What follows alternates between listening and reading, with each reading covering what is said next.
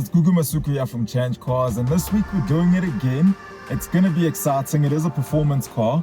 But before we get into it, if you're looking for a car, new or used, motorbike, new or used, that's what Change Cars is all about. And Change Cars is all about you, the buyer. So we make sure that you don't get scammed and you get the best quality vehicle. So get onto the site, look, search, do some shopping, add to your wish list, whatever you need to do, and find your next car.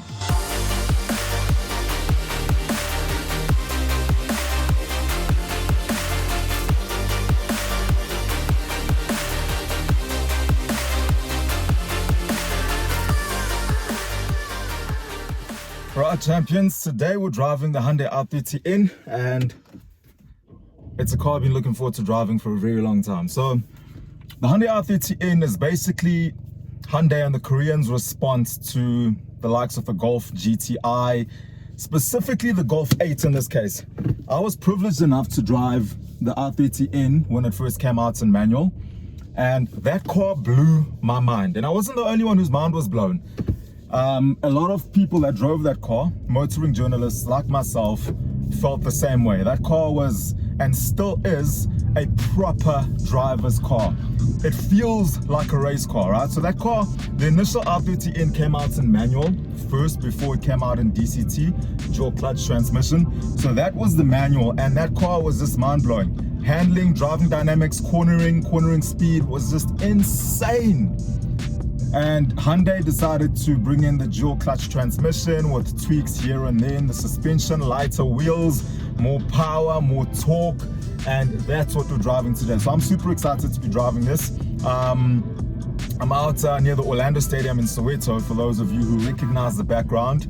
This is where I bought the i30N, the first one, when I had it about 2 years ago. So it's only fair that I bring this here to the same playground and just get a feel of things, see what's going on. So we've got 202 kilowatts here and 392 Newton meters of torque. I've had this car for a week. I haven't driven it hard. I saved it for the video so that we both get to experience it together. And yeah, let's see what it's all about. Here we go.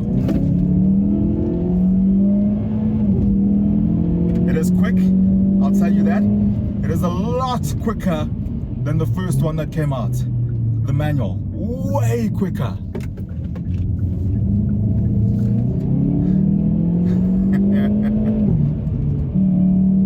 Jeez, this thing is quick. It's quick. Those 202 kilowatts and 392 Newton meters, you can definitely feel them. It's insane. So the one thing that I not had against the previous one, or the manual, those are my keys flying all over the place.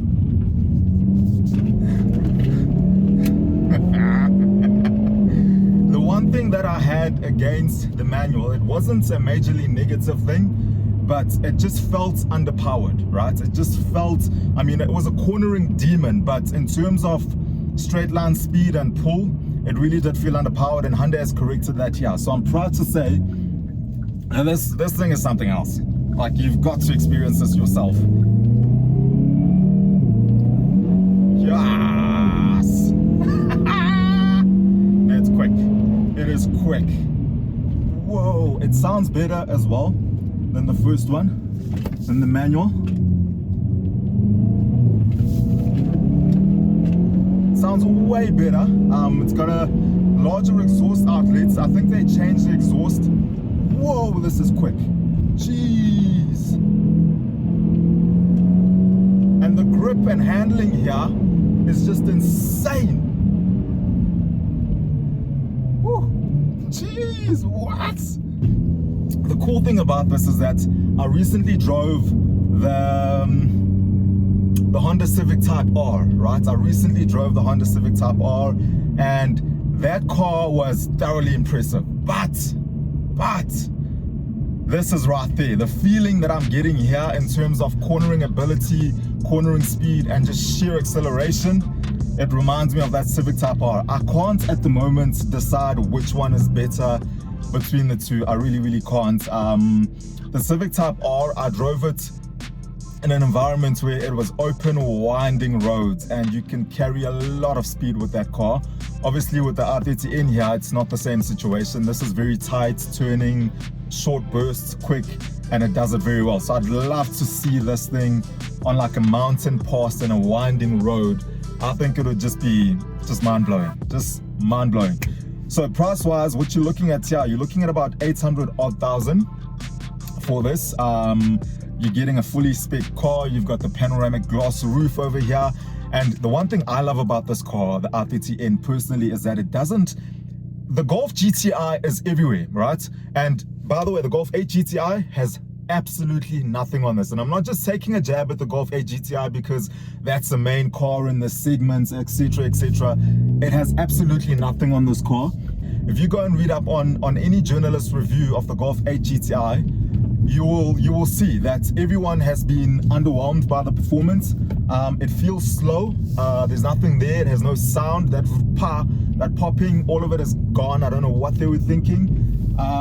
It's just a comfortable car. It might as well be a Golf 1.4, Golf 8 1.4. Literally, that's how it feels, and it's extremely disappointing. So we're not even going to talk about that. It's not in the fight when it comes to performance hatch. This is what you look at. You look at the Honda Civic Type R. That thing is a monster.